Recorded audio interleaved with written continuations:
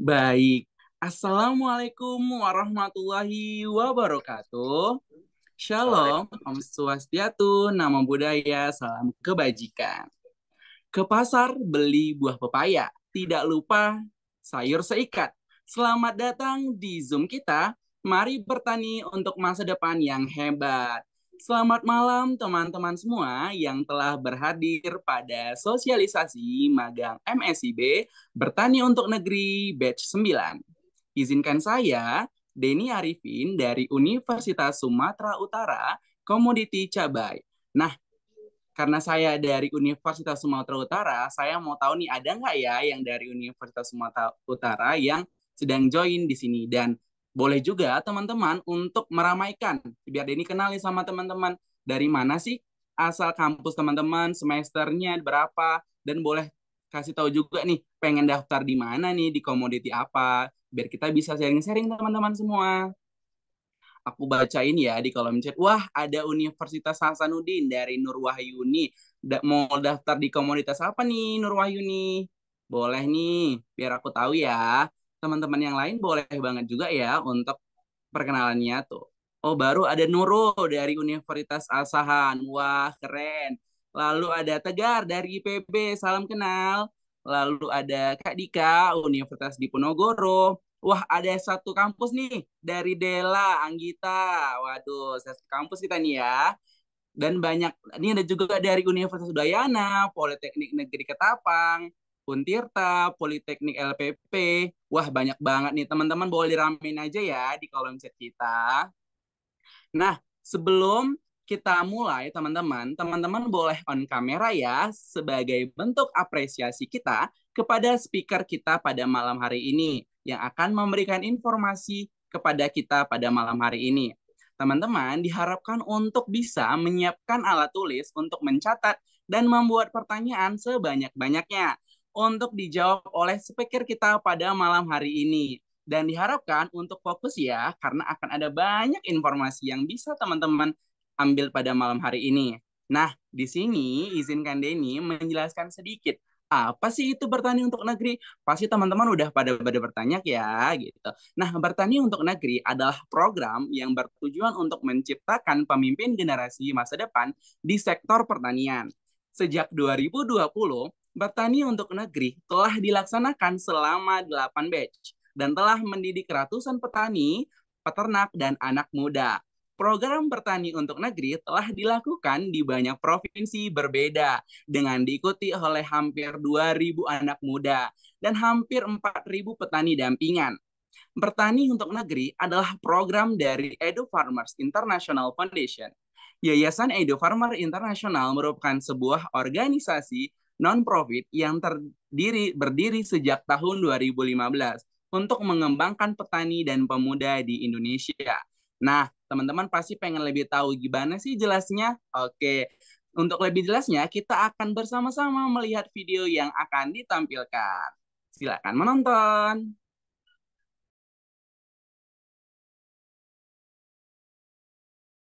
Indonesia, sebagai negara agraris terbesar, masih menempati posisi ke-65 dalam kategori ketahanan pangan dunia. Jelas sekali, pengembangan potensi hayati negeri ini masih jauh dari kata optimal. Setelah lebih dari 7 tahun menjalankan bakti dan kontribusi di bidang agrikultur, kami, Yayasan Edu Farmers International, kali ini bertekad untuk mengembangkan sektor agrikultur Indonesia secara lebih cepat, lebih baik, dan lebih luas lagi. Menyadari bahwa salah satu penyebab utama terbatasnya keterjangkauan dan ketersediaan pangan negeri ini terletak pada produktivitas agrikulturnya, Yayasan Edu Farmers International juga menemukan bahwa hal tersebut secara erat berkaitan dengan lemahnya sistem pendidikan dan pelatihan generasi muda di negeri ini, baik secara umum dan terlebih lagi secara khusus di bidang pertanian dan peternakan. Dalam menjawab tantangan industri agrobisnis seperti meningkatkan produktivitas, perubahan iklim, hambatan ekonomi bisnis, bahkan kompetisi global, kami meyakini bahwa usaha berkelanjutan lewat pendidikan dan pelatihan adalah cara tepat agar para petani dan peternak bisa menjawab tantangan yang mereka hadapi. Maka sejak tahun 2020, Yayasan Edu Farmers International telah berinisiatif menyusun dan melaksanakan program Bertani untuk Negeri. Sebuah program pelatihan dan pendampingan guna mencetak petani dan peternak yang unggul dan berkualitas dengan produktivitas dan berdaya saing tinggi. Melihat generasi muda sebagai generasi yang mampu membawa informasi dan metode terbaru, serta mampu menelurkan solusi yang inovatif dan cerdas, Bertani untuk Negeri didesain untuk mempertemukan mahasiswa dengan petani dan peternak rakyat agar terjadi transfer ilmu pengetahuan dan teknologi dari mahasiswa dan industri kepada petani dan peternak rakyat. Bagaimana Bun mengubah cara pandang saya dalam sektor pertanian. Jadi dengan merasakan, dengan terlibat, dan dengan mendengar langsung apa yang dirasakan oleh petani, saya lebih sadar bahwa ternyata peran saya sebagai mahasiswa pertanian itu ternyata dibutuhkan sekali sama petani begitu. Bahkan mendengar cerita-cerita petani, kenapa nanti baru datang dek? Kenapa nanti hari ini? Kenapa kalian baru hadir di saat ini gitu. Jadi kayak ya Allah, memang betul ternyata pertanian itu punya peran penting gitu dalam menunjang kualitas kehidupan masyarakat gitu. Dan di BUN ini kembali direview bahkan lebih dalam dan lengkap dalam satu komoditi. Dan itulah yang dampak yang berubah dari saya bisa tahu dan saya bisa pertanggungjawabkan setelah lulus sebagai sarjana pertanian, saya bisa pertanggungjawabkan gelar saya sebagai mahasiswa pertanian.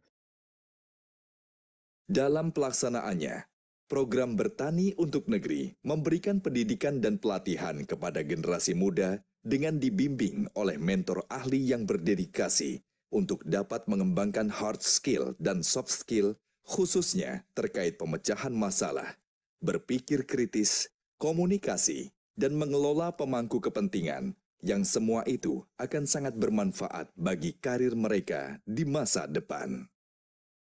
BUN ini memberikan kesempatan kepada kami mahasiswa untuk terjun langsung ke peternakan yang dimana peternakan ini adalah peternakan rakyat. Sini kami juga tahu apa keluh kesah mereka selama beternak, selama kurun waktu beberapa tahun, untuk kami dengar, kami carikan solusinya, begitu. Kontribusi yang saya lakukan pada peternak adalah recording, yang dimana sebelum saya masuk itu mereka tidak ada melakukan recording, nah sekarang sudah mulai melaksanakan recording, walaupun masih tahap sederhana. Sejak tahun 2020 silam, program Bertani untuk Negeri telah terlaksana sebanyak 5 batch dengan berfokus pada 4 komoditas, yaitu ayam broiler, ayam layer, jagung, dan hortikultura. Bertani untuk Negeri telah melibatkan lebih dari 500 pemuda dan pemudi peserta program yang telah terjun ke lapangan dan secara nyata membantu lebih dari 1.000 petani dan peternak rakyat di seluruh negeri. Yang pertama sekali itu masalah untuk budidaya tanaman jagung. Kami petani itu secara tradisional kami belum tahu. Sekarang ada kayak dari mahasiswa Bun, dari seluruh Indonesia, kita dibantu masalahnya pemupukannya, pembuatan pupuk bokasinya, yang racun-racunnya dari itu nabati itu. Dari awalnya kita itu dari bertani di tanaman jagung, awalnya kita yang dulu itu 1 hektar paling 2,5 ton. Sekarang alhamdulillah sampai 6-7,5 ton. Makanya setelahnya ada program BUN, kita lebih belajar dan lebih tahu lagi untuk beradaptasi. Supaya program yang seperti ini diperpanjang lagi dan diajak semua peternak biar tahu dan lebih mengenal lagi cara beternak ayam broiler. Yayasan Edu Farmers International dengan program Bertani untuk Negeri terus berupaya meningkatkan pengetahuan para petani dan peternak dampingan, serta memperbaiki manajemen operasional dan budidaya yang diterapkan di usaha tani dan ternak demi tercapainya visi utama, yaitu meningkatnya produktivitas agrikultur yang konsisten, sustainable, dan merata. Yayasan Edu Farmers International akan terus bertumbuh untuk menjadi lebih baik dan yang terbaik, karena kami ada untuk petani.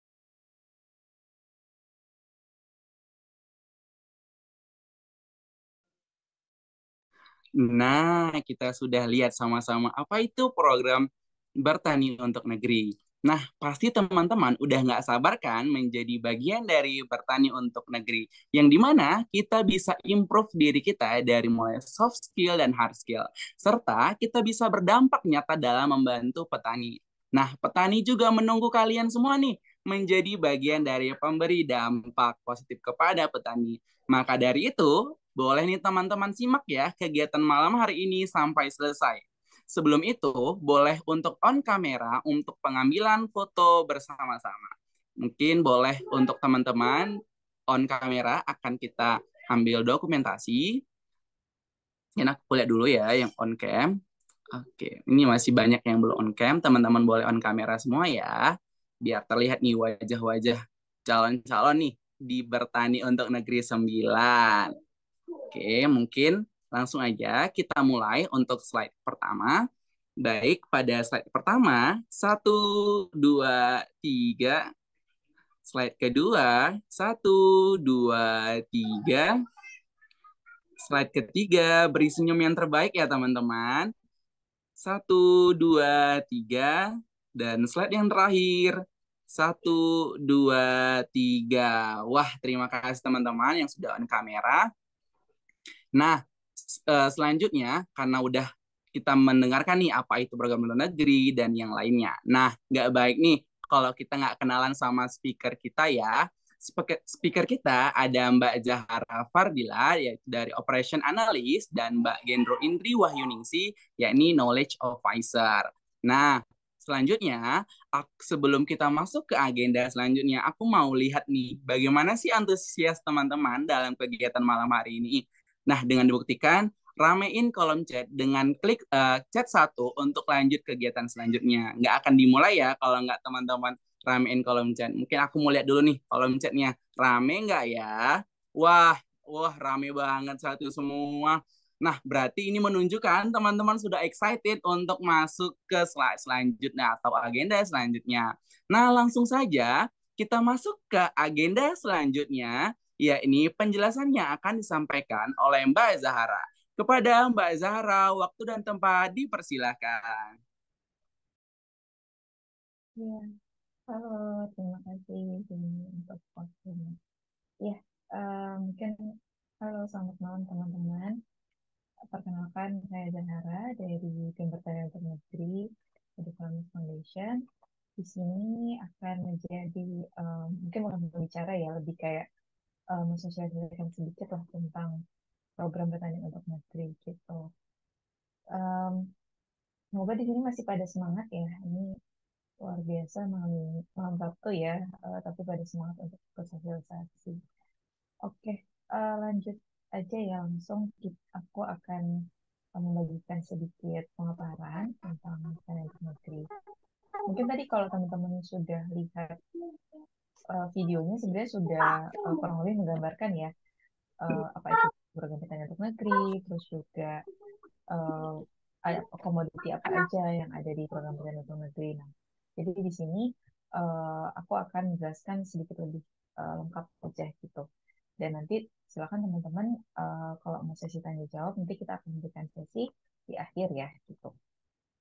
Oke, jadi mungkin teman-teman ada yang udah tahu program Bertanya untuk Negeri itu apa belum ya? Dari mungkin dari medsos atau mungkin dari kakak-kakak tingkat sebelumnya gitu, atau mungkin dari apa namanya? Ya biasanya kalau anak-anak zaman sekarang dari medsos sih ya gitu. Nah, jadi program Bertanya untuk Negeri ini sudah memasuki ke siklus atau batch ke-9 di nanti di akhir dan sampai tengah tahun. Dan kalau di MSIB itu masuknya ke siklus ke-7 gitu. Nah, sebelum kita masuk ke penjelasan tentang Bertanya untuk Negeri, mungkin tak kenal sama kata sayang ya. Jadi aku mungkin juga akan menjelaskan tentang sebenarnya Bertanya untuk Negeri ini programnya siapa sih atau di apa namanya ada di naungannya siapa sih gitu. Jadi kalau teman-teman tahu Yayasan Edufarmers Internasional itu adalah lembaga di bawah naungan JAPA yang memang berfokus pada bidang pemberdayaan gitu ya. Nah, di sini mungkin teman-teman bisa lihat beberapa Izin Mbak perusahaan Zahara, ya. Ini udah rame nih, untuk suaranya mungkin boleh. Ini ya Mbak, soalnya teman-teman nih nggak kedengaran nih Mbak. Boleh Oh nih Mbak gitu. untuk di ininya Mbak. Terima Eh, kasih sorry. Mbak. Sekarang udah lebih jelas belum suaraku? Mungkin sedikit gitu. Mungkin boleh agak diubah lagi Mbak. Sorry. Sekarang gimana? Udah lebih jelas? Kalau dari Denny udah jelas. Mungkin dari teman-teman Oke. gimana? Oh, sudah Udah. jelas Mbak. Terima Oke, kasih sudah ya. Mbak. Oke, Boleh dilanjut makasih Mbak. Denny. Oke. Iya, eh makasih Denny udah di ini ya, diingetin. Ini mungkin aku ulang sedikit ya. Jadi Bertani untuk Negeri ini merupakan salah satu program unggulannya Yayasan Edu Farmers Internasional, yang dimana yayasan ini itu memang adalah yayasan yang atau lembaga yang bergerak di bawah naungan JAPFA atau PT JAPFA Confit Indonesia. Nah, di sini mungkin teman-teman sekilas lihat di layar ini adalah beberapa perusahaan yang di bawah naungan JAPFA gitu. Nah, eh, kalau Yayasan Edu Farmers International sendiri ini memang tujuan utamanya itu adalah menjadi World Class Impact and Research Organization di bidang pertanian. Dan memang sejak didirikan dari tahun 2015 itu memang sudah mempunyai misi untuk meningkatkan sektor pertanian melalui penelitian, pendidikan, dan pelatihan yang berkelanjutan kepada petani maupun anak muda. Nah, di sini teman-teman bisa lihat tiga misi utamanya ya, yaitu pastinya meningkatkan kesejahteraan petani, terus juga menciptakan kumpulan pengetahuan dan penelitian praktis di bidang pertanian yang nanti dapat digunakan oleh pihak atau orang lain, dan juga pastinya memberdayakan pemimpin agriculture di masa depan, termasuk teman-teman di sini yang mungkin berlatar belakang pertanian yang kedepannya itu akan menjadi pemimpin di bidang pertanian gitu. Nah, lanjut ya. Jadi mungkin seperti teman-teman udah tahu, Pertanian untuk Negeri ini ingin menciptakan pemimpin muda di masa depan sektor pertanian dan bersama-sama dengan membantu dalam peningkatan produktivitas petani. Jadi sebenarnya di sini ada dua pihak ya yang menjadi apa ya, penerima manfaat, mungkin bisa dibilang begitu. Yang pertamanya pasti petani ya gitu. Kita ingin membantu peningkatan produktivitas petani atau peternak kecil di Indonesia, dan di sisi lain juga menciptakan pemuda atau pemimpin di masa depan, di mana nanti teman-teman mahasiswa nih yang akan menjadi pemuda atau pemimpin di masa depan itu gitu. Nah, ini kurang lebih gambaran dari skema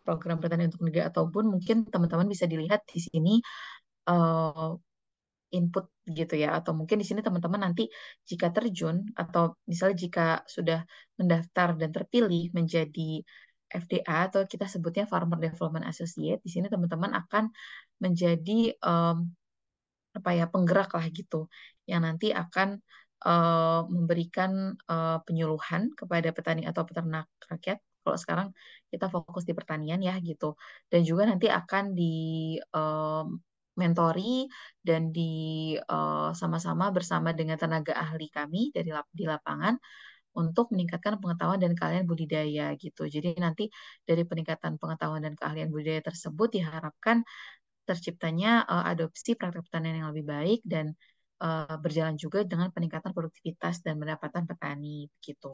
Kurang lebih skemanya begitu. Lanjut ya, di sini ya tadi ya sudah seperti yang dijelaskan bahwa sebenarnya apa ya, teori apa namanya, atau skema yang digunakan itu pastinya nanti teman-teman dari pemuda bersama dengan sebagai pemuda yang akan diturunkan ke petani itu bersama dengan tenaga ahli di lapang akan dimobilisasi gitu ya untuk melakukan pendampingan dan bersama-sama mengedukasi dan mengubah pola pikir petani gitu. Terus nanti diharapkan dari inisiatif tersebut petani menjadi terbuka nih terhadap praktik budidaya yang lebih baik gitu. Terus juga mendapatkan eksperimen-eksperimen baru yang mungkin petani belum tahu sebelumnya gitu ya. Terus nanti efek lebih lanjutnya diharapkan terjadilah peningkatan produktivitas dan bersamaan dengan peningkatan kesejahteraan dan pendapatan petani gitu. Nah, bahkan nanti efek yang lebih jauhnya diharapkan memang itu bisa disebarkan ke petani-petani yang bukan dampingan gitu untuk turut serta melakukan praktik budidaya kayak gitu. Kurang lebih gitu ya teman-teman. Sejauh ini udah kebayang lah ya Bun itu kayak gimana. Mungkin tadi di videonya juga udah lengkap banget. Jadi aku lanjut aja ke penjelasannya ya. Nah kalau di sini itu sebenarnya Bun itu dari Bun yang pertama itu dimulai di September 2020 dan sudah terus berkembang ya, memperluas dampak gitu. Jadi dari segi komoditi juga sudah terus bertambah gitu. Dan sampai saat ini kita sudah menjangkau lebih dari 1.100 pemuda dan 3.600 petani dan peternak rakyat begitu. Nah, di sini komoditi yang sudah didamping yang memang menjadi apa ya? Program BUN itu kurang lebih kita sudah menjalankan 7 komoditi dari mulai peternakan itu yang paling awal diadakan di BUN yaitu ayam broiler, kemudian ayam petelur, dan selanjutnya muncullah komoditi-komoditi di bidang pertanian ya, yang dari mulai hortikultura, terus juga jagung, sampai kita juga merambah cabai dan juga kita merambah ke tanaman tahunan ke kopi dan kakao gitu. Nah, saat ini memang kita berfokus di pertanian dan perkebunan saja ya gitu. Lanjut ya. Nah, jadi setelah berjalan dari 2020 sampai saat ini tuh sudah berjalan selama 8 batch atau 8 siklus program di 7 provinsi.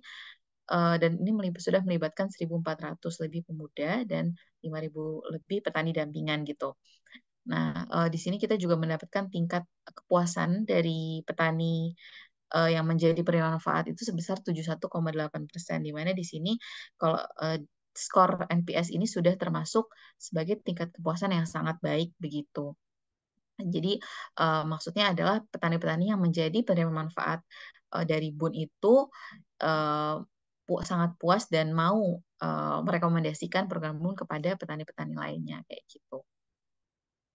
Nah, di sini juga, nah langsung ya, mungkin aku langsung jelasin, mungkin tadi kan udah jelasin, oh teman-teman akan menjalankan selama 1 batch nih, 1 semester, karena kan kita mengikuti jadwal semesteran teman-teman mahasiswa ya gitu. Nah, sebenarnya dalam program BUN itu ada apa aja sih fase-fase proyeknya gitu ya. Nah, di sini memang teman-teman kurang lebih nanti selama hampir 1 semester ya atau 4 bulan itu nanti akan menjalani fase-fase project nih. Yang di dalamnya itu ada dari mulai online bootcamp, terus kemudian farm experience, observasi lapang, proyek produktivitas, dan sampai nanti penutupan gitu. Nah, sebenarnya apa aja sih fase-fase project ini? Nah, kurang lebihnya nanti teman-teman aku akan jelaskan secara singkat saja ya. Jadi nanti teman-teman tuh pastinya akan dibekali dulu sebelum turun ke lapang. Jadi nah pembekalannya itu nanti akan ada 2. Yang pertama itu secara pembelajaran secara online. Kita juga punya platform untuk teman-teman belajar dan kami juga nanti akan dibantu oleh teman-teman mentor di lapang ya untuk memberikan edukasi di awal lah, pembekalan kepada teman-teman. Nah, itu disebut online bootcamp. Jadi nanti teman-teman dibekali dulu secara online, terus kemudian nanti teman-teman setelah dibekali, teman-teman akan dikirimlah ke lokasi masing-masing dan akan mendapat pembekalan secara langsung nih, secara teknikal di lapang bersama teman-teman mentor. Nah, itu adalah dan teman-teman juga mungkin akan langsung turun ke petaninya dan langsung apa ya praktik lah gitu di sana. Nah, itu namanya farm experience. Jadi nanti langsung bakalan secara aplikatif mengenai budidaya, GAP dan seputar pertanian gitu yang nanti akan dipakai untuk melaksanakan penyuluhan kepada petani begitu. Nah, setelah teman-teman dibekali nih secara Halo Mbak, online ya. mungkin, waktunya 2 menit lagi ya Mbak. Terima Oke. kasih Mbak. Terima kasih Denny. Nah, kurang lebih teman-teman mungkin bisa lihat di sini ya, sekilas aja. Jadi setelah dibekali, teman-teman akan melakukan observasi di lapang gitu ya. Observasi itu nanti teman-teman akan menggali dulu permasalahan, terus kemudian itu yang akan menjadi bekal teman-teman untuk nanti merencanakan proyek produktivitas, yaitu ini kayak inti utamanya lah dari BUN. Jadi teman-teman akan nanti memberikan penyuluhan, memberikan apa namanya inisiatif atau intervensi kepada petani apa sih yang bisa diperbaiki atau dibantu demi meningkatkan produktivitasnya. Dan di akhir proyek nanti teman-teman akan melaporkan gitu hasil project atau pendampingannya gitu kepada teman-teman Edu Farmers gitu. Kurang lebih kayak gitu ya satu siklusnya. Ini aku langsung aja. Nanti mungkin teman-teman bisa tanya lebih lanjut karena waktunya terbatas ya. Nah, kalau di proyek prioritas sendiri itu nanti teman-teman akan mengelola demo plot, melaksanakan sekolah lapang, dan akan melakukan kunjungan yang lebih intensif kepada petani atau mungkin kita sebut klinik agribisnis ya gitu. Jadi di sini kalau demo plot teman-teman akan mengelola lahan untuk menjadi bahan eksperimen dan untuk menjadi percontohan kepada petani. Kalau sekolah lapang ya pastinya karena namanya sekolah lapang udah tahu pasti ya intinya adalah proses pembelajaran, proses diskusi, bertukar pikiran, menganalisa dan mengobservasi yang ada di lapangan bersama petani-petaninya. Nah, disinilah salah satu kayak hajat besarnya lah di proyek produktivitas kayak gitu. Dan selanjutnya nanti intinya teman-teman akan melaksanakan pendekatan lebih intens ya dengan monitoring setiap minggu dan juga banyak berdiskusi dengan petaninya di demo plot maupun di lahan masing-masing petani itu. Nah, ini kita juga di BUD itu ada target ya jadi kita nggak hanya sekedar magang project mungkin main-main gitu, tapi beneran ada target yang dibebankan kepada teman-teman. Nah, kurang lebih ini target-target yang akan dibebankan dari mulai pengetahuan, penerapan SOP, sampai nanti produktivitas dan pendapatan petani gitu. Nah, mungkin kurang lebih itu ya program BUN. Nanti silakan teman-teman bisa tanya lebih lanjut. Di sini juga intinya teman-teman kalau ikut program BUN itu pastinya akan diharapkan meningkatkan kompetensi hard skill maupun soft skill ya, karena kalau hard skill-nya udah jelas langsung terjun ke dunia pertanian, langsung ngasih penyuluhan gitu. Kalau soft skill-nya teman-teman akan berinteraksi dengan petani, stakeholder, dan pemangku kepentingan yang ada di sana. Jadi paket lengkap lah ikut program BUN ini gitu. Dan nanti juga teman-teman akan menerima transkrip dan mendapatkan akses ke jaringan rekrutmen milik perusahaan. Jadi intinya BUN ini mungkin teman-teman juga udah dengar dari kakak tingkatnya dan dari beberapa alumni-alumni yang atau misalnya review-review di medsos BUN itu bahwa ya mereka baik itu dari mahasiswa maupun dari petaninya bahwa memang BUN ini puas dan mereka itu merasa ini tuh bermanfaat buat karir kedepannya mereka begitu. Nah, program BUN untuk yang ke-9 nih, yang nanti akan diadakan kurang lebih dari mulai September sampai Desember itu nanti akan untuk 4 komoditas yang kurang lebih ada di 4 provinsi ya teman-teman. Itu ada komoditas kopi, cabai, kakao, dan jagung.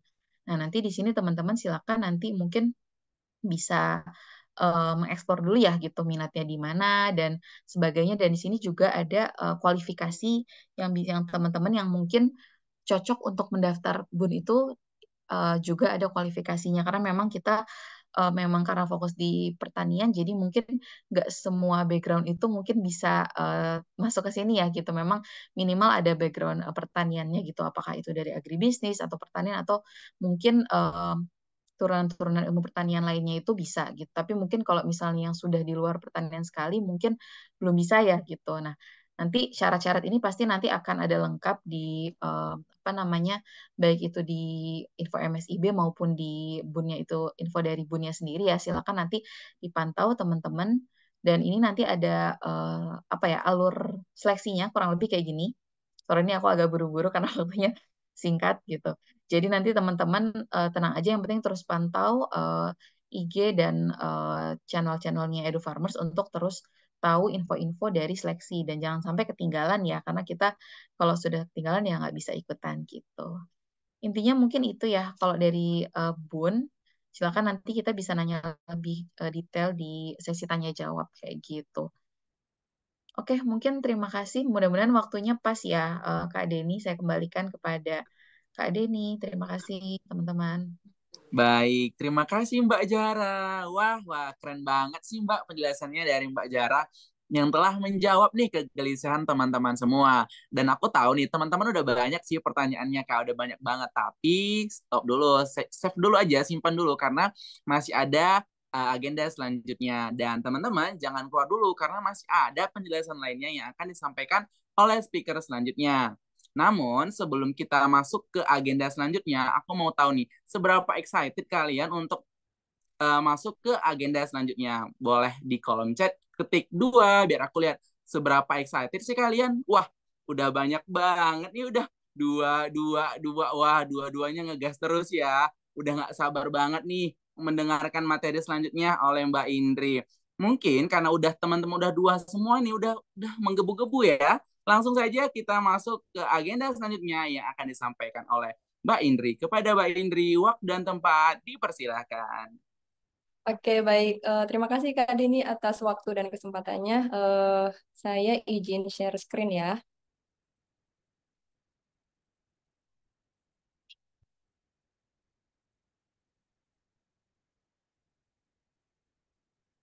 Oke, apakah sudah terlihat? Sudah, cakep Mbak. Oke, baik. Oke, sebelumnya Bismillahirrahmanirrahim. Assalamualaikum warahmatullahi wabarakatuh. Selamat malam teman-teman semua. Sebelumnya perkenalkan, saya Indri dari Knowledge Officer Yayasan Edu Farmers International. Di sini saya akan melanjutkan penjelasan dari ini ya, Mbak Zahra. Tadi kan udah dijelasin terkait posisi FDA untuk program magang bertani untuk negeri. Nah, untuk bagian saya ini nanti akan menjelaskan terkait ini posisi baru di program bertani untuk negeri, yaitu researcher di program magang penelitian. Untuk mempersingkat waktu langsung saja ya.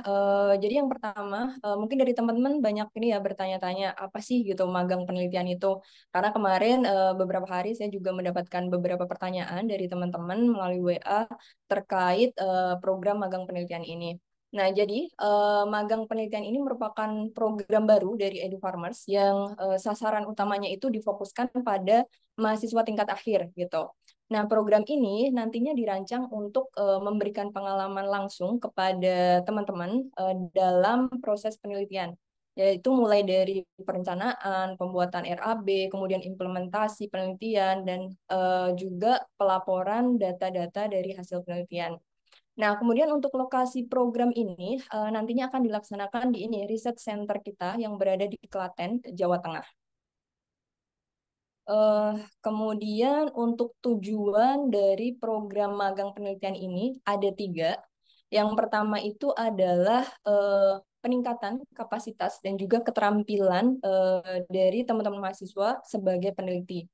Kemudian yang kedua adalah program ini nantinya akan membantu mahasiswa tingkat akhir untuk lebih siap dalam mempersiapkan penelitiannya. Kemudian yang terakhir adalah program ini nanti akan mengajak mahasiswa untuk mengasah pola pikir kritis dan juga sistematis terkait isu-isu pertanian yang ada di Indonesia. Nah, karena untuk di rangkaian programnya nanti itu akan ada semacam sesi diskusi dan bertukar pikiran dengan teman-teman research officer ataupun research associate kita untuk membahas isu-isu terkini pertanian di Indonesia. Kemudian terkait bidang studi nih, ada 3. Yang pertama adalah budidaya tanaman, kemudian nutrisi dan kesuburan tanah, dan yang terakhir adalah hama dan penyakit tanaman. Oke, kemudian untuk persyaratan, jadi untuk persyaratan sedikit berbeda ya dengan posisi FDA. Jadi tadi kan untuk yang apa namanya FDA untuk minimal semesternya itu sekitar minimal semester 6.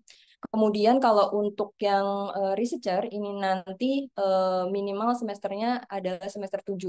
Kemudian juga ada persyaratan tambahan terkait minat dan bakat di bidang penelitian. Nah, kemudian untuk komoditas, ini nanti akan ada 3 komoditas ya. Kalau tadi di FDA kan ada 4, kalau kita ada 3, yaitu cabai, padi, dan juga jagung.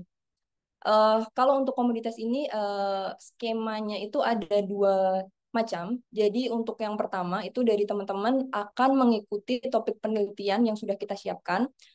Kemudian yang skema kedua itu nanti teman-teman bisa mengajukan proposal penelitian. Akan tetapi ada sedikit catatan untuk teman-teman yang mengajukan proposal penelitian secara mandiri.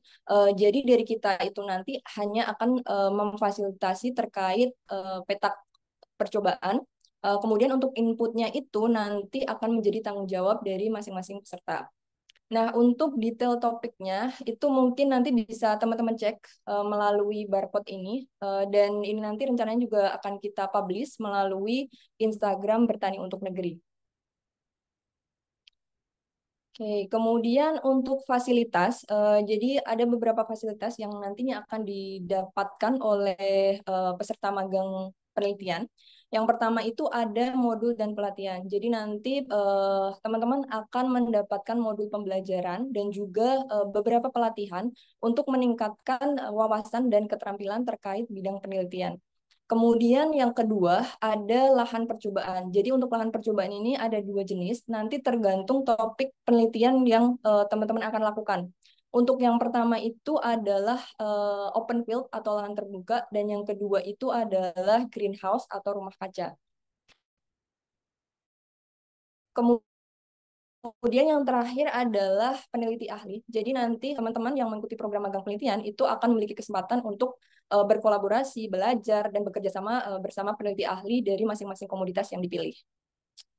Oke, kemudian ini adalah informasi terkait jumlah percobaan yang sudah kita lakukan dari Divisi Research and Knowledge dari kurun waktu pertengahan 2023 sampai pertengahan 2024.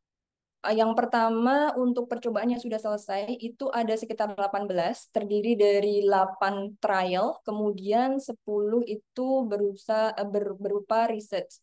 Untuk lokasinya sendiri itu tersebar di beberapa wilayah, ada di Donggala, kemudian ada di Mojokerto, Ngawi, Garut, dan juga Klaten.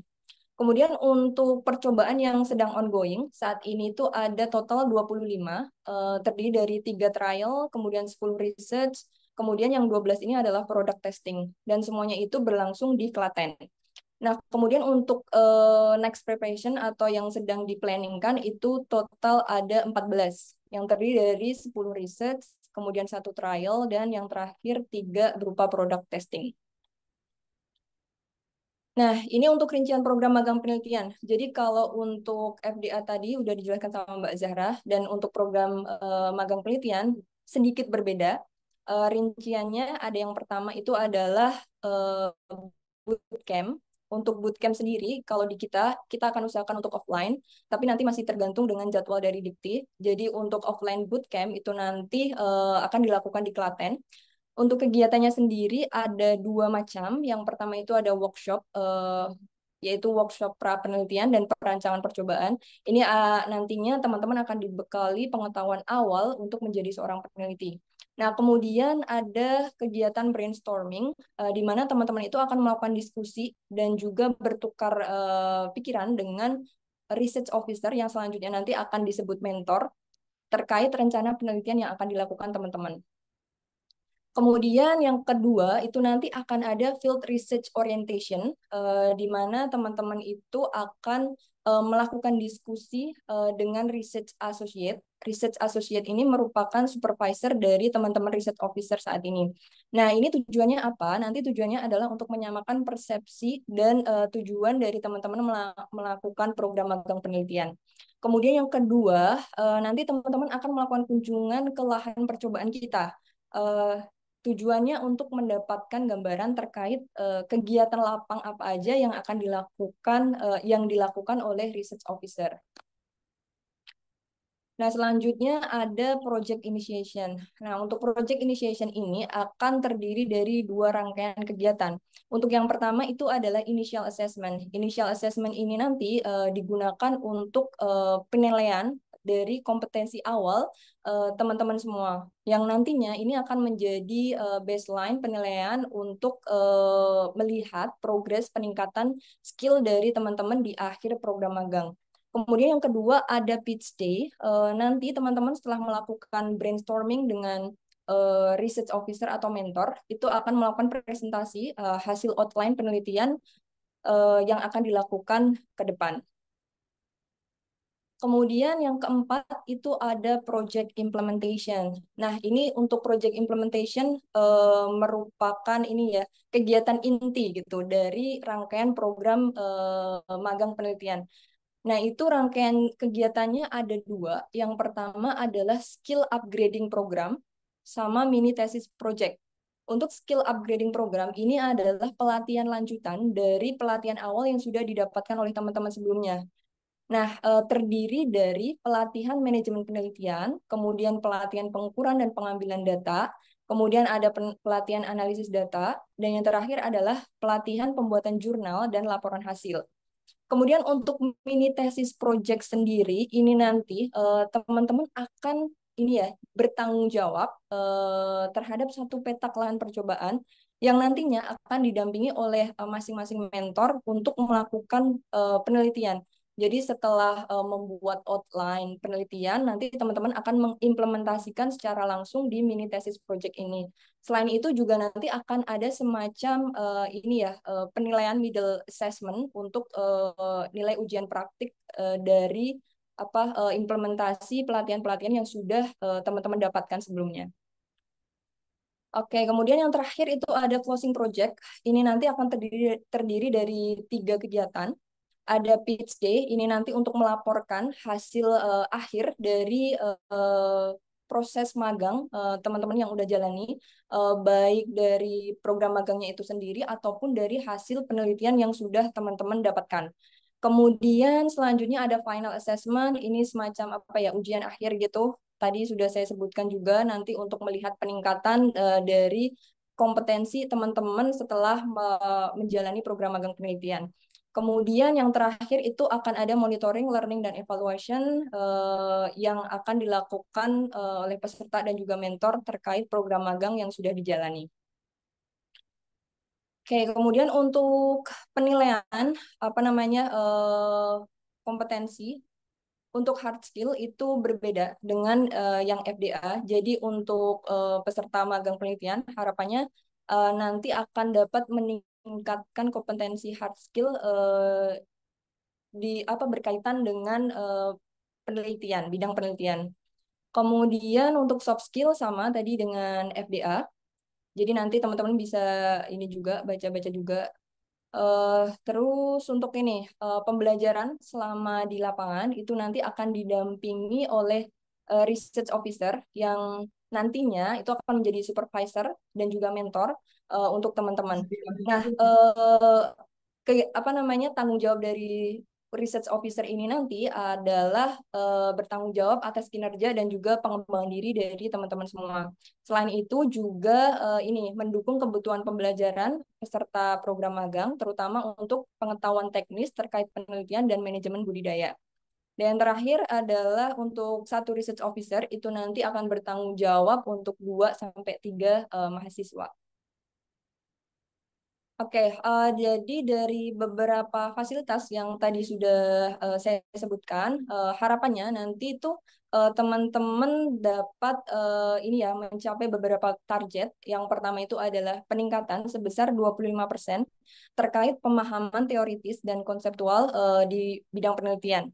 Kemudian ada juga peningkatan sebesar 25% terkait keterampilan teknis di bidang penelitian, termasuk pengumpulan, analisis, dan interpretasi data penelitian, serta penyampaian hasil penelitian.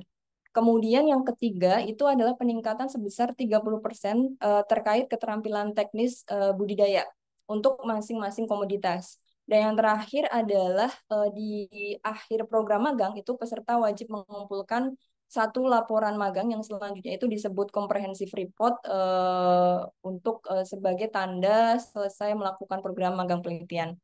Nah, untuk nilai akhir dari teman-teman itu nanti akan dihitung berdasarkan rata dari nilai initial assessment, middle assessment, final assessment, pengumpulan tugas, serta penilaian dari masing-masing mentor. Sepertinya itu saja Kak Denny yang bisa saya sampaikan. Saya kembalikan lagi ke Kak Denny. Wah, baik. Terima kasih nih kepada Mbak Indri atas penyampaiannya, yang dimana teman-teman pasti bertanya-tanya karena merupakan ada program baru nih. Teman-teman juga udah pada excited banget nih Mbak dari tadi, pengen nanya terus nih bagaimana dan segala macamnya. Udah banyak di pikirannya gitu Mbak. Nah, langsung saja karena teman-teman udah nggak sabar untuk bertanya kepada speaker-speaker kita, langsung saja kita masuk ke agenda selanjutnya, yakni sesi tanya jawab yang akan teman-teman sampaikan pertanyaan kepada speaker kita. Adapun teman-teman jika ingin bertanya dianjurkan untuk raise hand terlebih dahulu, lalu nanti akan saya pilih siapa yang duluan atau siapa yang tercepat. Jadi teman-teman boleh raise hand terlebih dahulu. Mungkin langsung saja, jika teman-teman ada yang bertanya, langsung boleh raise hand ya teman-teman. Oke, di sini udah ada Feby. Mungkin boleh langsung saja Feby untuk memperkenalkan diri, lalu universitasnya. Gitu. Terima kasih. Baik, terima kasih moderator. Assalamualaikum warahmatullahi wabarakatuh. Perkenalkan, saya Feby Febiola, asal dari Kalimantan Barat. Saya salah satu mahasiswa dari Politeknik Negeri Ketapang. Sebelumnya, izin saya bertanya. Yang pertama, eh, Kak, apa sih Kak yang melatar belakangi berdirinya program Bertani untuk Negeri? Dan mengapa sih Kak program ini hanya ada di beberapa daerah gitu Kak? Kenapa tidak seluruh daerah itu diadakan program tersebut? Karena mungkin banyak juga Kak petani-petani daerah lainnya juga membutuhkan bimbingan dan arahan. Ya, salah satunya dengan program tersebut. Mungkin hanya itu yang dapat saya sampaikan. Sekian dan terima kasih. Baik, terima kasih atas pertanyaannya. Boleh langsung dijawab, Mbak? Iya, ya terima kasih ya tadi Feby ya atas pertanyaannya.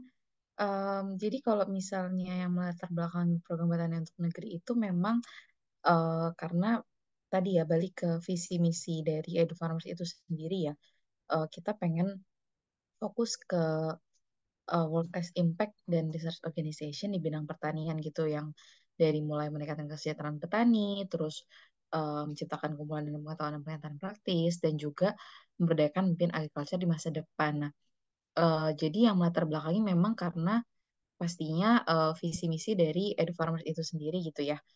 Dan kalau ditanya kenapa apa namanya tadi cuman ada di beberapa daerah gitu ya, ya memang sebenarnya kalau dari daerah itu sendiri kan setiap daerah mewakili ada komoditas yang berbeda ya di pertanian untuk negeri tadi. Seperti misalnya di Sumatera Utara ada kopi, terus di Sulteng itu ada kakao dan jagung, terus di Cianjur itu ada horti dan cabai gitu ya.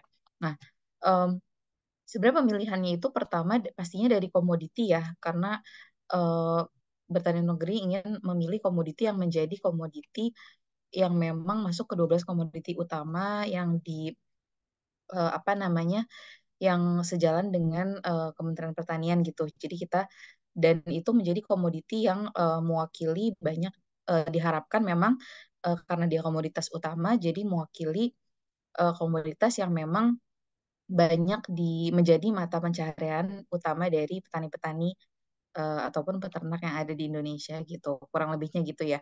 Nah, kalau dari daerah ya pastinya kita pengen berharap semakin banyak ya area Bun. Cuman ya pastinya kan di sini mungkin ada ini ya kita pastinya di awal tuh percobaan dulu, terus melihat bagaimana nanti perkembangannya dan sebagainya gitu. Cuman intinya daerah-daerah tersebut itu biasanya memang daerah yang sentra ya, atau mungkin yang memang di wilayah tersebut itu banyak petani-petani kecil atau smallholder farmers yang eh, memang bisa menjadi penerima manfaat atau memang butuh diberdayakan gitu. Jadi pasti kita dalam memilih daerah itu juga melihat komoditas yang potensial di sana dan juga melihat apakah kita cukup mewakili nih petani-petani kecil karena kan kita penerima manfaatnya adalah petani kecil begitu.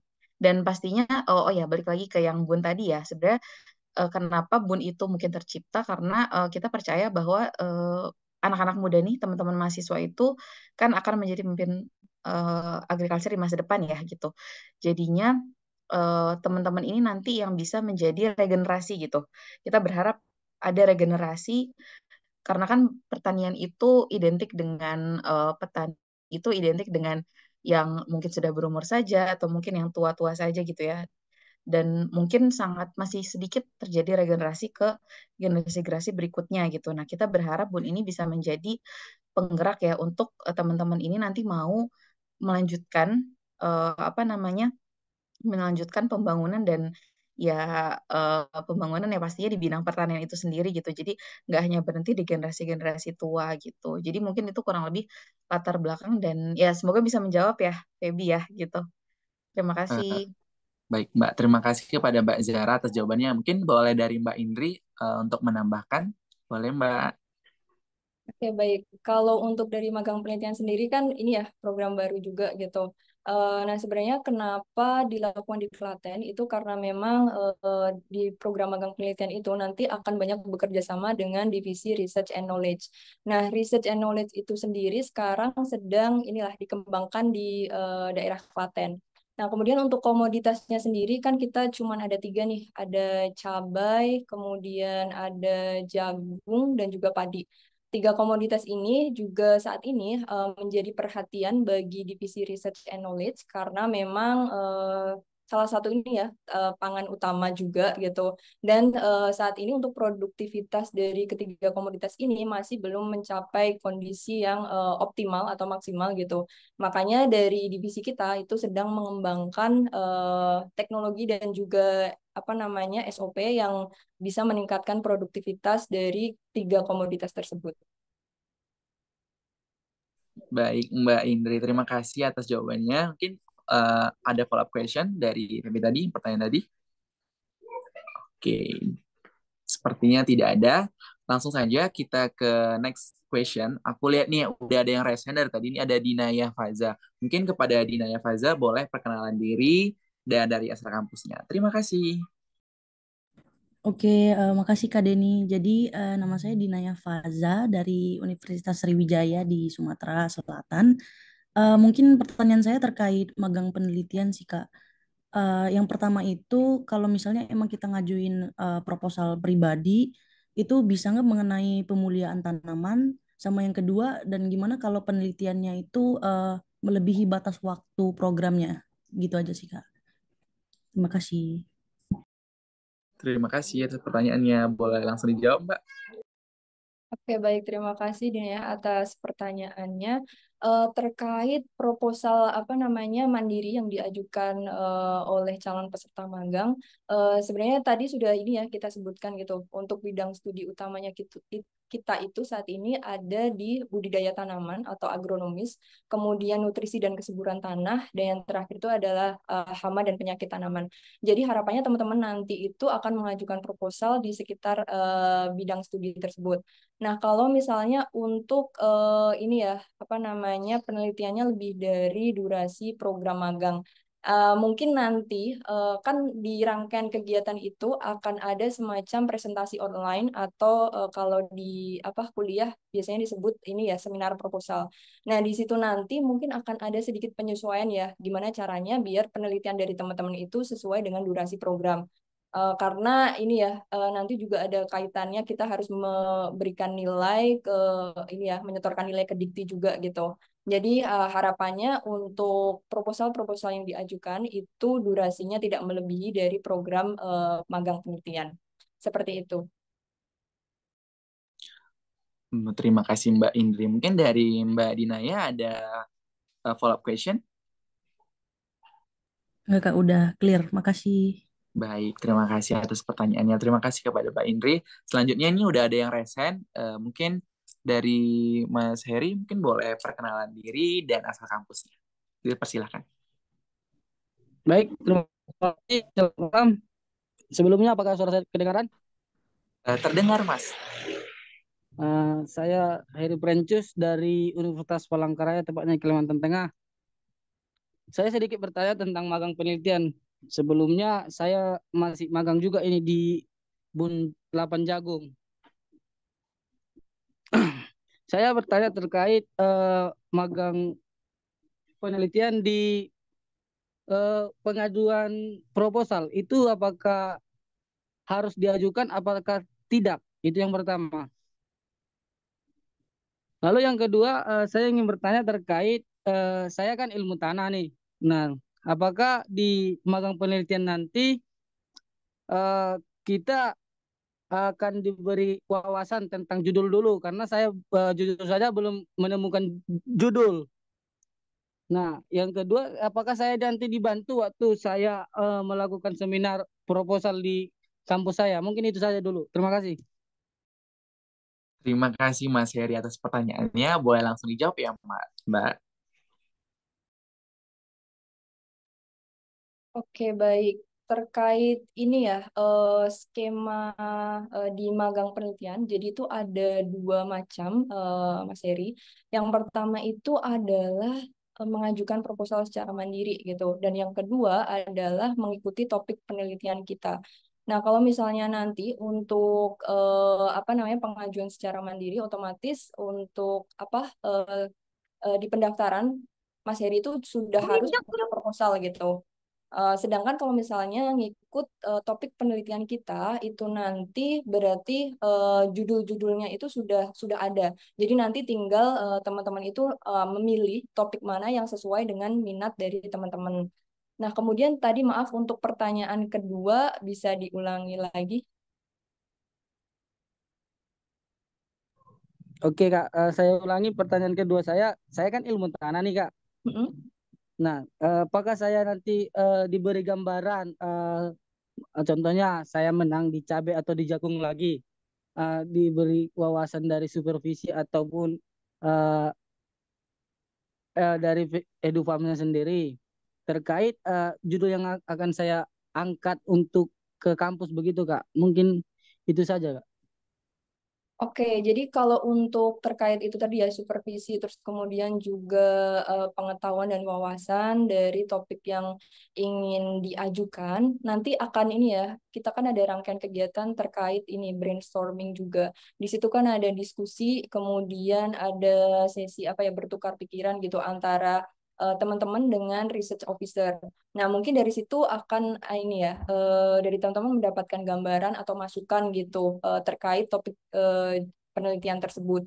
Terus juga nanti kan ada pitch day untuk mempresentasikan outline penelitian dari teman-teman. Nah, di situ akan ada semacam penilaian dari juri dan juga nanti akan ada semacam feedback dari juri di mana kalau misalnya outline dari teman-teman itu perlu ada sedikit perubahan atau perlu ada yang dibenahi.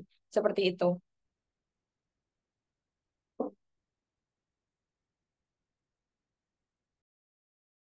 Baik, terima kasih nih kepada Mbak Indri. Ada follow-up question dari Mas Heri? Mungkin saat ini rasa saya cukup. Terima kasih juga untuk sahabat Bun 8 Cabai Denny.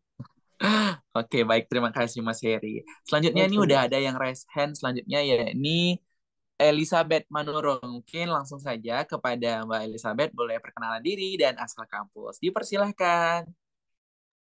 Baik, terima kasih Kak. Sebelumnya, perkenalkan nama saya Elizabeth Manurung dari Politeknik LPP Yogyakarta. Izin bertanya nih Kak, kenapa di BUN sendiri nggak ada komoditas lain, contohnya seperti tebu? Karena kan kita tahu kalau tebu itu kan Indonesia pernah menjadi eksportir terbesar gitu.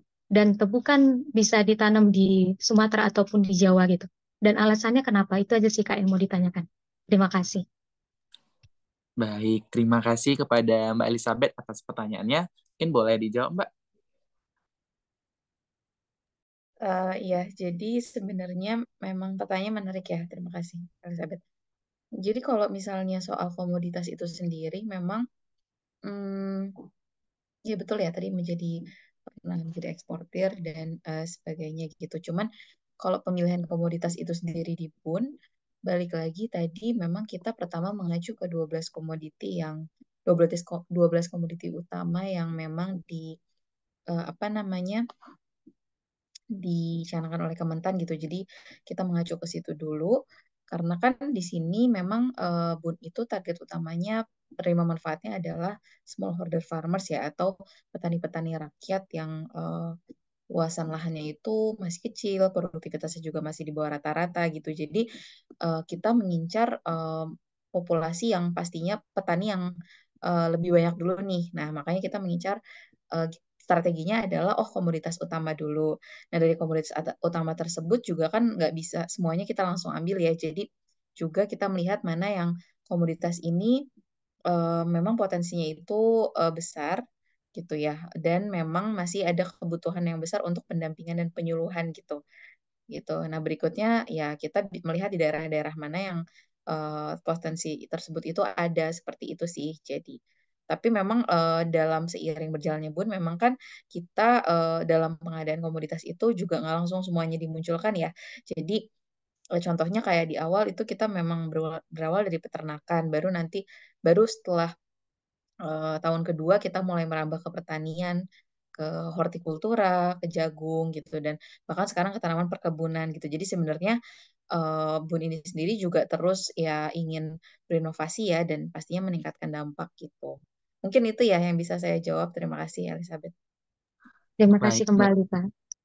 Oke, terima kasih pada Mbak Zahra yang udah menjawab pertanyaannya. Nah, mungkin untuk Mas Tegar dan Mbak Dewi mungkin boleh di hold dulu ya, jangan diturunkan resennya karena di sini ada pertanyaan dari kolom chat. Izinkan Denny membacakan pertanyaannya.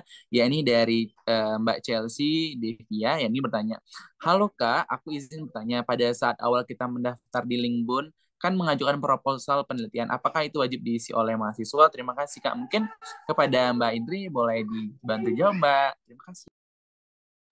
Oke, baik.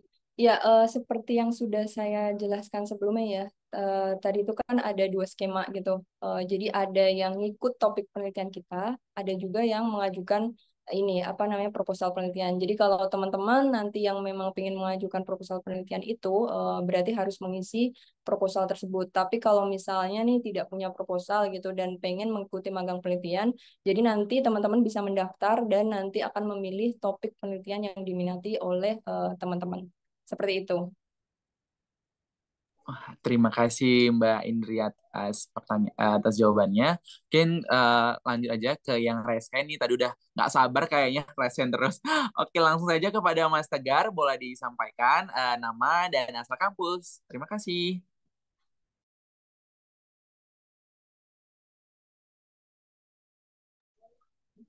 Kepada Mas Tegar, bagaimana?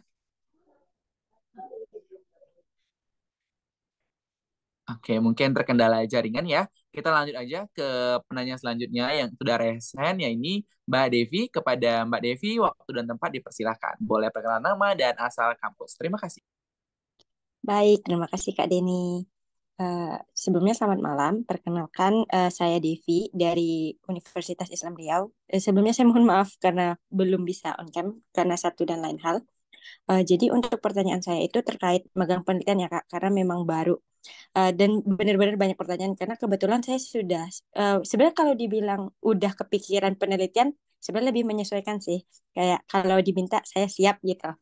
Eh, untuk pertanyaannya itu lebih ke misalnya nih kan kayak padi sama padi, jagung dan cabai itu kan maksudnya ada beberapa varietas ya Kak.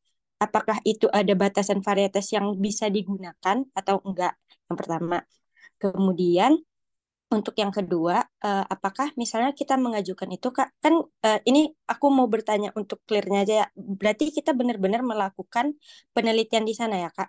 Dan kemudian setelah melakukan penelitian, berarti kalau misalnya kita melakukan penelitian di sana, berarti kita harus menyesuaikan lokasi penelitian tersebut. Itu aja sih. Makasih Kak.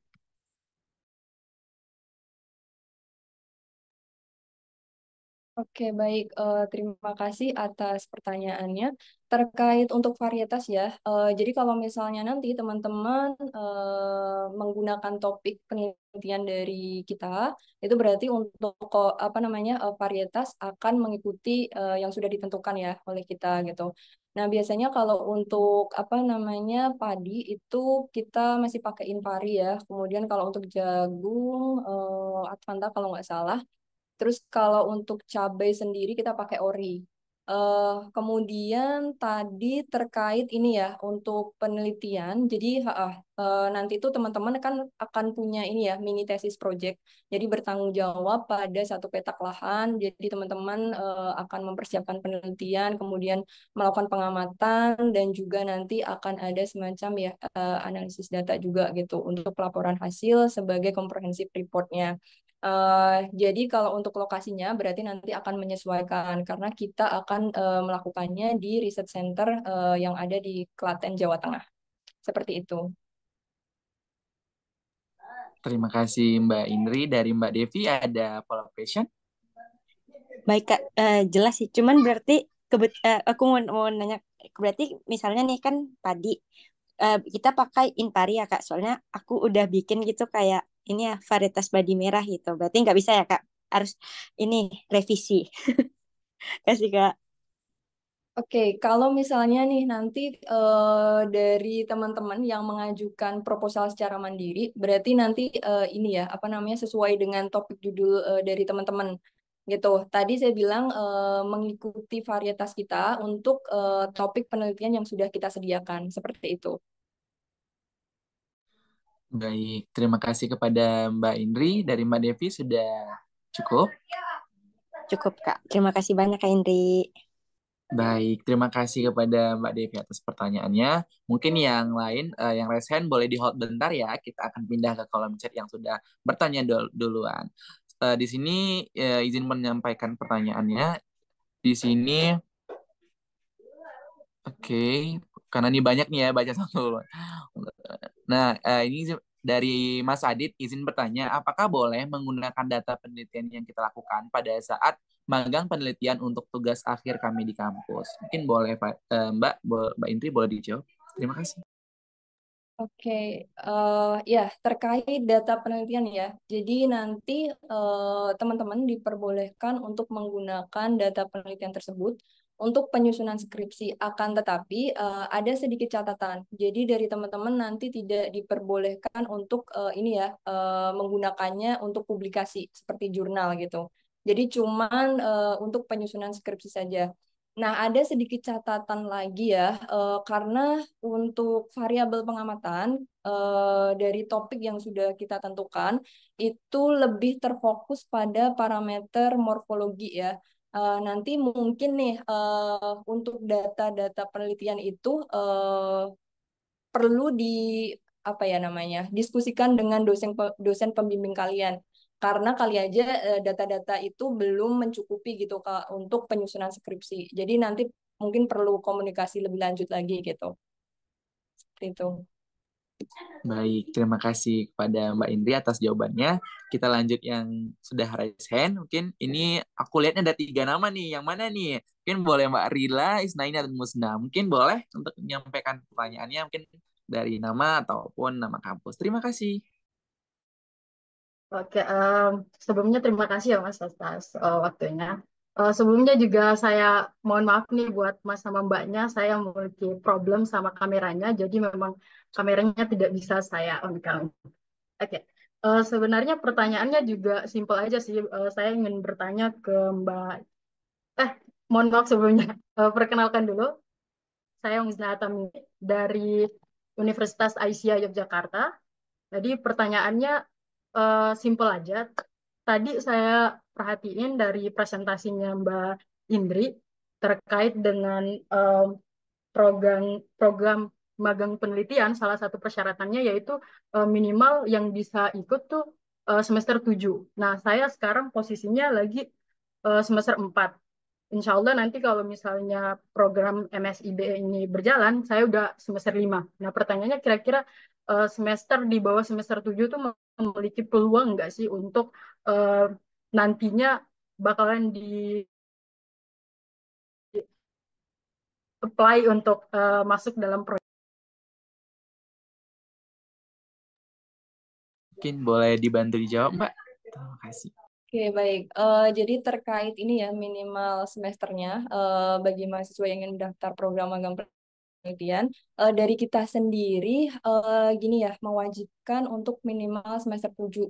Tujuannya apa? Karena memang sasaran program ini adalah untuk mahasiswa tingkat akhir yang memang nantinya itu membantu mempersiapkan mereka dalam penelitian sebagai tugas akhirnya. Jadi mungkin nanti, aduh siapa tadi namanya lupa, bisa ini ya menunggu kali aja di batch selanjutnya kita masih melakukan program ini lagi, jadi nanti bisa mendaftar gitu. Tapi kalau untuk saat ini kita memang terfokus pada ini ya mahasiswa tingkat akhir minimal semester 7 seperti itu. Terima kasih Mbak. Baik, terima kasih kepada Mbak Indri nih yang sudah menjawab. Mungkin aku lihat lagi di kolom chat karena makin bertambah terus ya Mbak. Nah, ini ada yang bertanya nih dari Mbak Nasya, izin bertanya Kak, untuk mahasiswa teknologi pangan apakah boleh mendaftar? Mungkin boleh dibantu jawab Mbak. Oke, baik. Ini untuk magang penelitian sendiri ya. Kalau untuk teknologi pangan dari kita sendiri kan fokus ininya penelitiannya itu di 3 bidang tadi ya. Di budidaya tanaman, kemudian nutrisi dan kesuburan tanah, dan juga yang terakhir itu adalah hama dan penyakit tanaman. Nah, harapannya nanti teman-teman yang mendaftar itu ya berada di minat studi tersebut gitu. Karena memang penelitian yang dilakukan itu di sekitaran topik tersebut gitu. Jadi kalau untuk mahasiswa teknologi pangan untuk mendaftar di magang penelitian sepertinya belum bisa gitu. Tapi mungkin untuk yang FDA dari Mbak Zahra bisa ini menjelaskan. Mungkin boleh Mbak Zahra, mungkin boleh Iya. menambahkan. Mohon maaf tadi pertanyaannya tentang apa ya?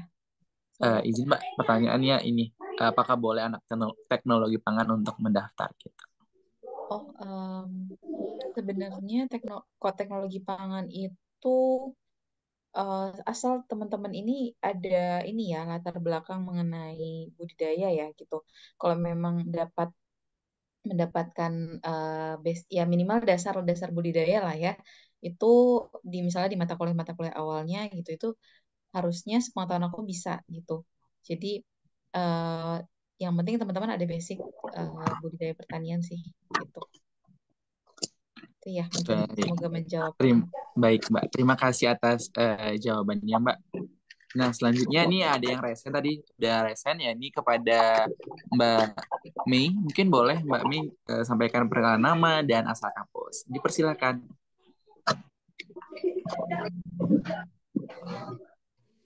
Halo Kak, perkenalkan nama saya Budi Romarenyo dari Fakultas Pertanian Universitas Patimura Ambon Kak.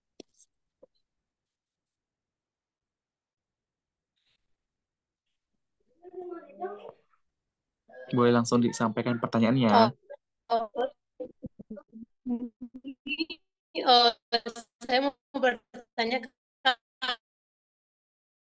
bagaimana cara mendaftar program ini kan jika ada siswa yang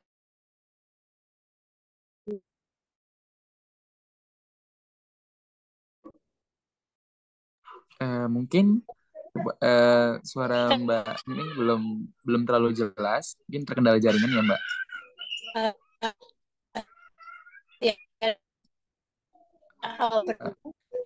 Mungkin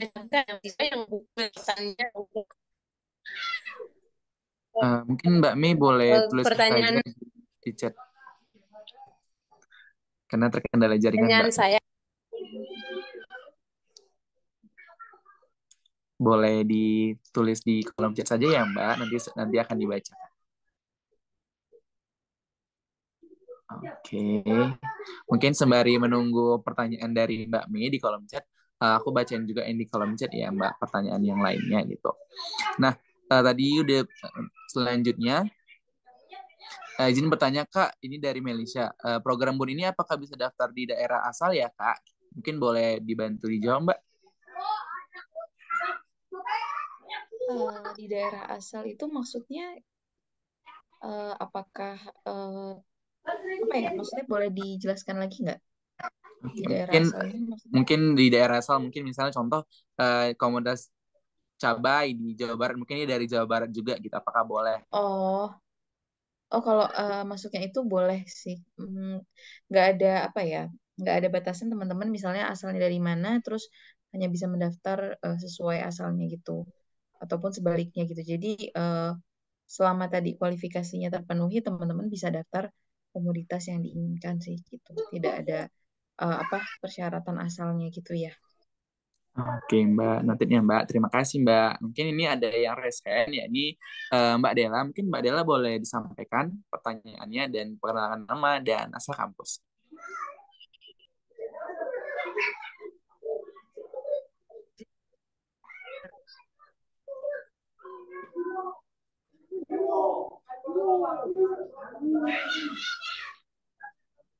Mungkin Mbak Dela boleh disampaikan Mbak.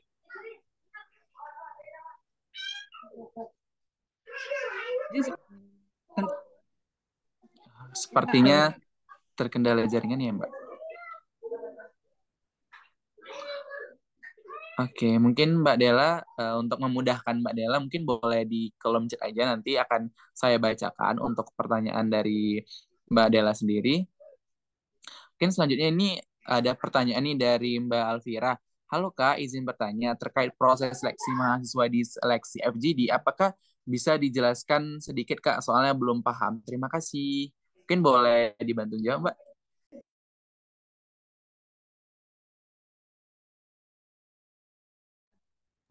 Ini untuk Bun atau Iya Mbak, untuk yang buat kan seleksinya ada FGD, jadi dia nanya nih gimana untuk oh FGD gitu.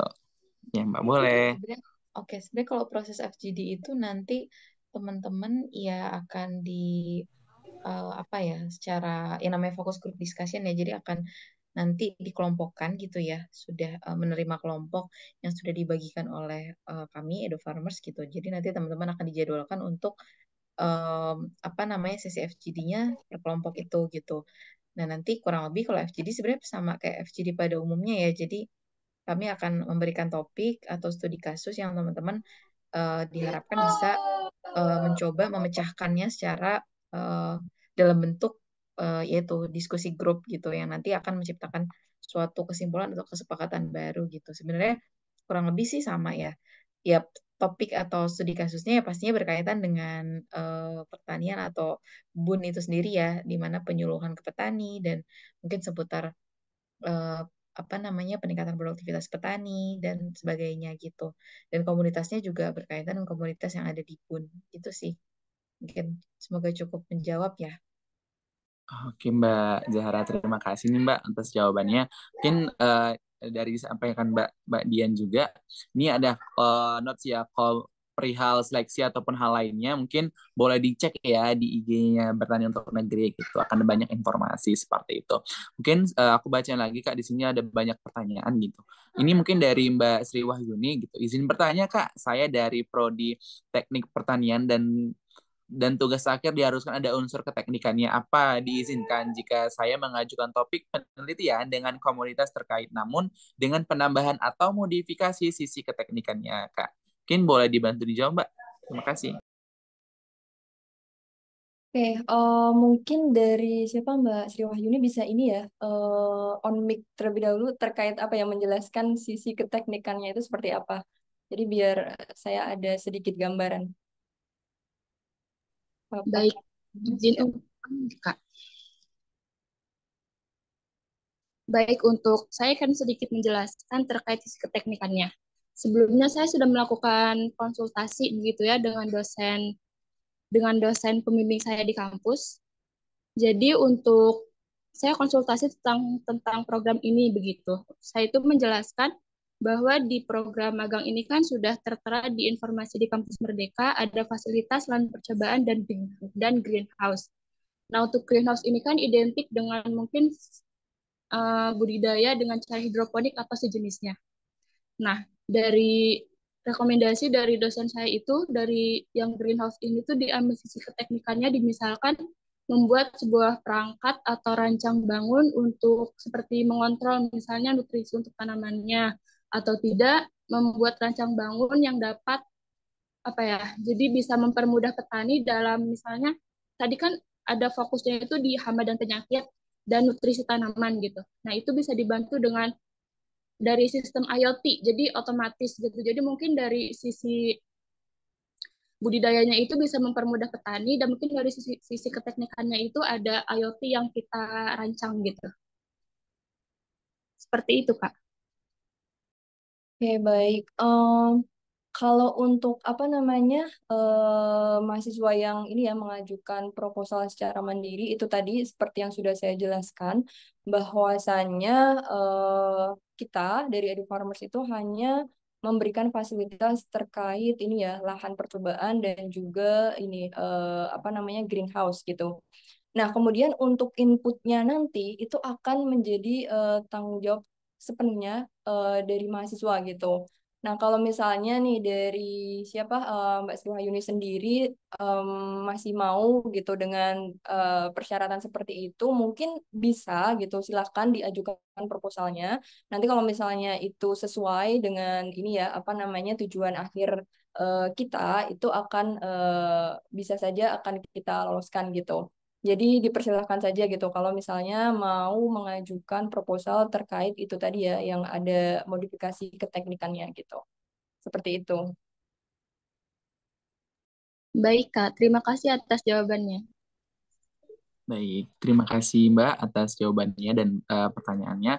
Selanjutnya aku baca lagi di kolom chat nih karena belum selesai juga ya, masih banyak karena teman-teman pada excited banget nih Mbak untuk bisa bergabung di Pertani untuk negeri. Nah, selanjutnya Denny bacain tadi yang dari Mbak Mei gitu.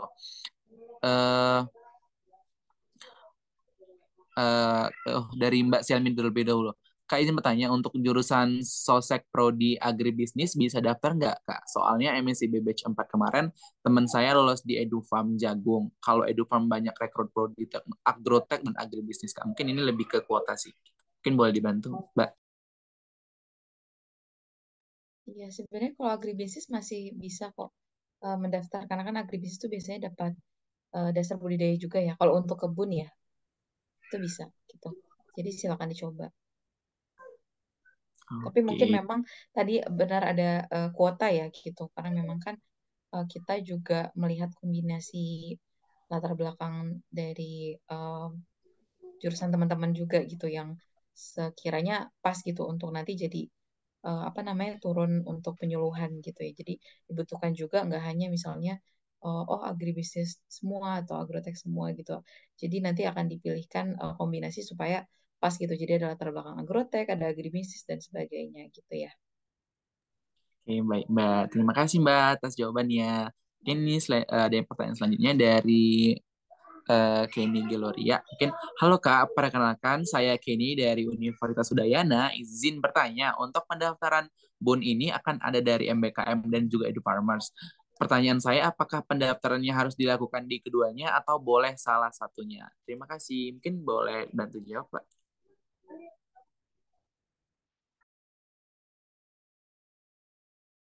Kalau untuk yang berkaitan dengan MBKM dan MBKM, maaf, sebentar. Yang berkaitan dengan MBKM dan EduFarmers, mungkin di sini akan dibantu oleh Mbak Dian ya. Mbak Dian boleh dibantu untuk menjawabnya. Terima kasih Mbak Dian. Oke, mungkin Mbak Dian boleh bantu jawab, Mbak. Dipersilahkan, Mbak. Halo, Denny, suaraku masuk? Masuk, Mbak, di Denny. Oke. Din, pertanyaannya yang mana ya tadi? Pertanyaan dari atas nama Kenny, Mbak. Kenny, oke. Halo Kak, perkenalkan saya Kenny dari Universitas Udayana, izin bertanya untuk pendangan ini. Mana di MBKM dan juga pertanyaan saya kapan? Oh, oke. Ya, teman-teman, aku mau ngingetin. Halo semuanya, sebelumnya mohon maaf, aku nggak bisa buka kamera saat ini. Mohon maaf, Kak Denny, Indri, Mbak Zahara. Ya, Kenny dan teman-teman semua, salam kenal. Aku Dian, salah satu orang yang mensupport di tim BUN. Jadi gini teman-teman, wajib sekali untuk mendaftar dari link MBKM dan link EduFarmers itu wajib karena pertama, kalau tidak terdaftar di MBKM, tentu nama kalian tidak masuk ke Dikti. Nanti kalian tidak akan bisa diproses untuk keseluruhan benefitnya, seperti transportnya, kemudian konversi SKS-nya, yang sudah pasti kalian tidak bisa diterima di program. Itu pertama. Kenapa juga harus di BUN? Nah, di BUN itu ada informasi-informasi yang belum tercover di link MBKM sehingga kami perlu menanyakan beberapa items lagi, beberapa pertanyaannya lagi gitu ke kalian sehingga yang EduFarmers itu juga wajib. Saranku, duluankanlah kalian mendaftar yang MBKM. Karena sebenarnya kan kalau MBKM itu kalian hanya upload satu kali dokumen aja ya, terus tinggal apply lagi di beberapa uh, ini di beberapa posisi yang ingin kalian daftar. Nah, kalau EduFarmers memang pertanyaannya lumayan tuh.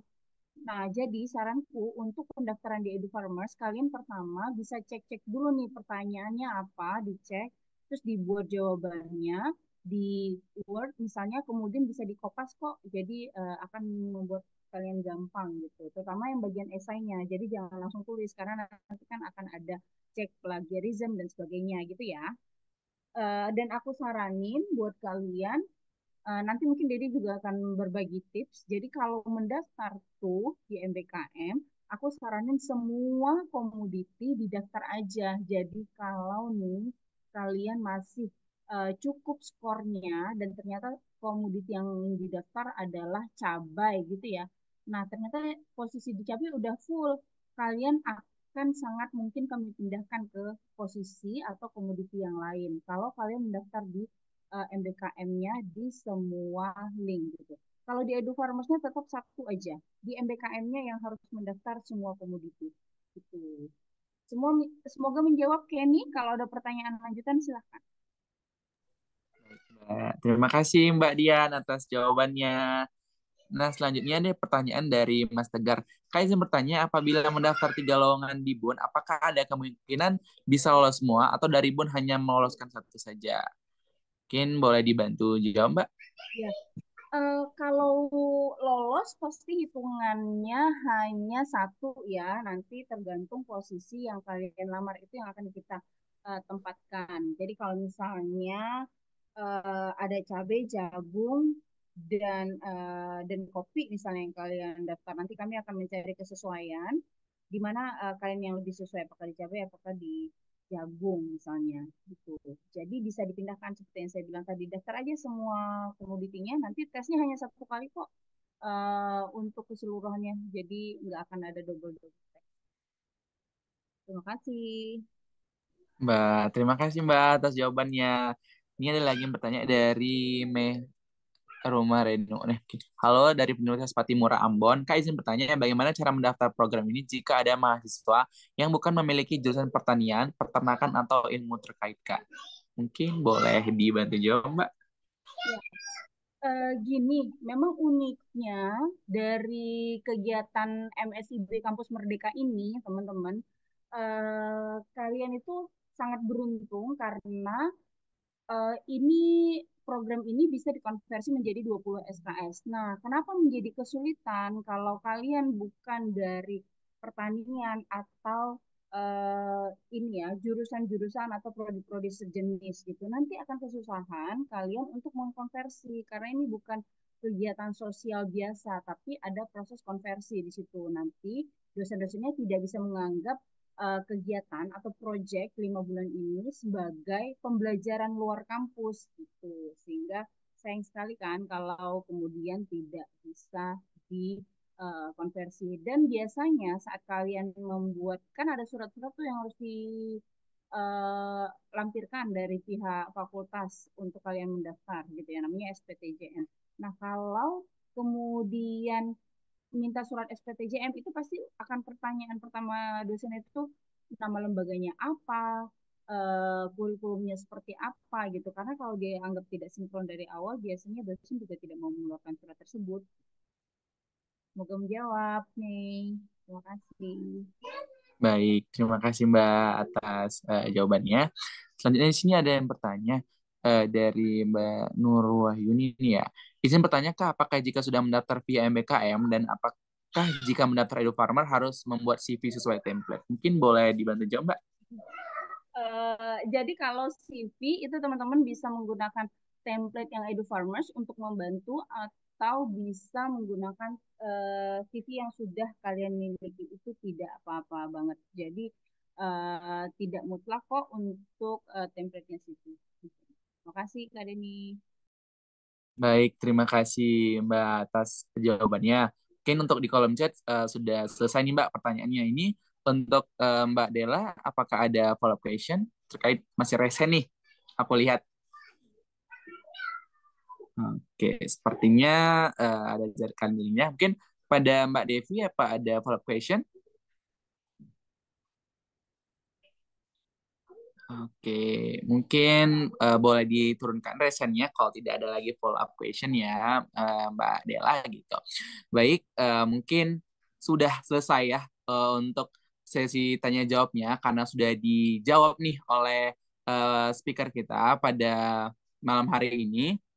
Nah, mungkin terima kasih nih kepada Mbak Indri dan Mbak Zahara yang telah memberikan nih jawabannya gitu dan informasi lainnya dan sangat membantu untuk teman-teman semua dalam proses pendaftaran MSIB gitu. Nah, selanjutnya adapun Denny mau berbagi tips nih gitu kepada teman-teman semua gitu karena teman-teman kayaknya udah pada nggak sabar untuk bisa lolos dan menjadi bagian dari bertani untuk negeri. Mungkin adapun tips dari Denny yang pertama lengkapi keseluruhan dokumen yang dibutuhkan. Jadi teman-teman diharapkan benar-benar cek dan recheck lagi, harus benar-benar teliti nih untuk perihal dokumen. Jangan sepele ya teman-teman semua, karena satu dokumen aja itu sangat berarti. Jadi teman-teman pastikan semuanya benar-benar sudah terselesaikan untuk dokumen. Yang kedua, isi semua form pendaftaran dengan lengkap dan sesuai yang ditanya.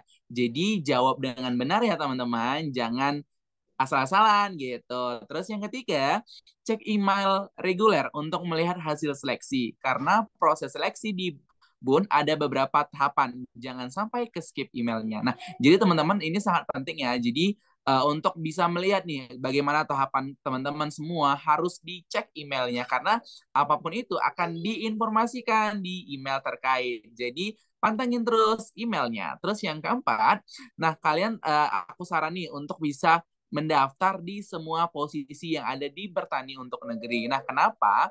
Jadi itu bila skor ataupun hal yang mencukupi, teman-teman ini bisa mendaftar. Jadi misalnya peluangnya teman-teman ini luas dan bisa misalnya ada daftar semua komunitas kan, bisa jadi teman-teman lulus yang di cabai atau di jagung atau di lainnya. Jadi disarankan untuk daftar di semua komoditas. Nah, selanjutnya adapun hal yang paling wajib yakni mendaftar di 2 link, yakni link EduFarmer dan link MBKM Dikti.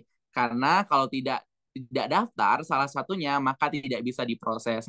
Jadi harapannya teman-teman melakukan yang Denny sampai ini gitu, karena teman-teman semua pasti pengen untuk menjadi dari bagian dari Bertani untuk Negeri gitu. Mungkin sekian dari kegiatan kita gitu pada malam hari ini, terlihat sangat singkat gitu ya, cuman kita udah dapat nih banyak informasi, banyak pembekalan, banyak hal lainnya, dan menjawab semua kegelisahan teman-teman semua karena sudah dituntaskan, pertanyaannya sudah dijawab oleh pemateri kita pada malam hari ini. Baik, kita ucapkan sekali lagi kepada pemateri kita, kepada Mbak Indri dan Mbak Zahara. Selanjutnya izinkan Denny untuk menutup acara pada malam hari ini dengan membaca pantun, yakni bunga mawar indah di taman, bunga melati harum mewangi. Terima kasih atas perhatiannya. Semoga sukses bertani untuk negeri. See you teman-teman semua. Ditunggu menjadi bertani untuk negeri batch 9. See you teman-teman. Good luck. Yeay. See you Terima kasih Kak everyone. Indri, terima kasih Kak Terima Dini, kasih Kak terima kasih Denny, Kak makasih Zahra. Kak Indri, Kak Terima Zahra. kasih Kak Bye. Denny, terima kasih Kak Sarah, Kak Indri. Ditunggu jadi bagian bertani untuk negeri 9. Bye-bye teman-teman. Bye-bye, sampai Terima jumpa. kasih Kak. Bye-bye. Sampai jumpa. Bye-bye semuanya.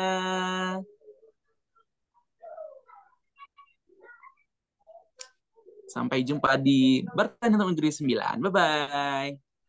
Bye-bye Kak. Terima Bye kasih. Kak. Terima Bye-bye. kasih. Semangat ya. Jangan lupa daftar langsung di bertani untuk negeri.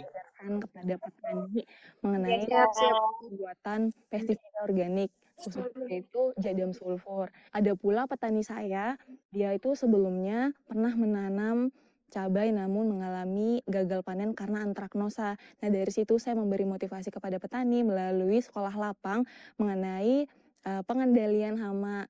Dari sana petani saya akhirnya mau untuk menanam cabai kembali. Kontribusi yang telah saya berikan adalah bagaimana saya menyampaikan value-value, bagaimana saya menyampaikan pemahaman-pemahaman terkait tentang pertanian masa depan. Di sini saya tidak banyak menyampaikan tentang teknologi canggih, tentang vertigasi, tentang pemetaan satelit, dan lain sebagainya. Tapi di sini kami bersama-sama untuk membantu petani mulai dari hal yang paling kecil gitu, dan dengan input sekecil-kecilnya. Dan mungkin kami tidak bisa memberikan dampak yang besar bagi petani, tapi semoga hal yang kecil ini bisa kami bagikan ke petani. Contohnya misalnya ketika petani sedang kesusahan untuk membeli pupuk, di mana kita tahu bahwa pupuk sekarang harganya sedang mahal. Di sini kami menyampaikan beberapa metode untuk membuat pupuk sendiri yang sangat murah, sehingga efektivitasnya bisa menyaingi pupuk kimia. Setelah ikut BUN itu, saya lebih hemat menggunakan pupuk. Dari awal, sebelum ikut program BUN, saya menggunakan pupuk kimia sama pupuk kandang. Dan setelah ikut program BUN, saya lebih mengutamakan pupuk POC hasil kompos gitu kan. Jadi mengurangi biaya pupuk toko. Setelah saya mengikuti program BUN, jadi saya lebih tahu pemupukan yang baik dan yang benar. Cara pemupukan yang lebih efisien atau lebih bagus, cara penyemprotan juga sekarang saya lebih tahu. Jadi mana untuk serangga, mana untuk kutu-kutuan, mana untuk jamur, jadi saya lebih tahu sekarang. Saya lebih semangat bertani, terus pengendalian wabah hama, dan saya optimis hasil panen saya lebih bagus dan bagus lagi. Kenapa harus join BUN? Ini paling keren nih menurut saya. Karena di mana lagi ada yayasan, ada perusahaan yang benar-benar mendukung penuh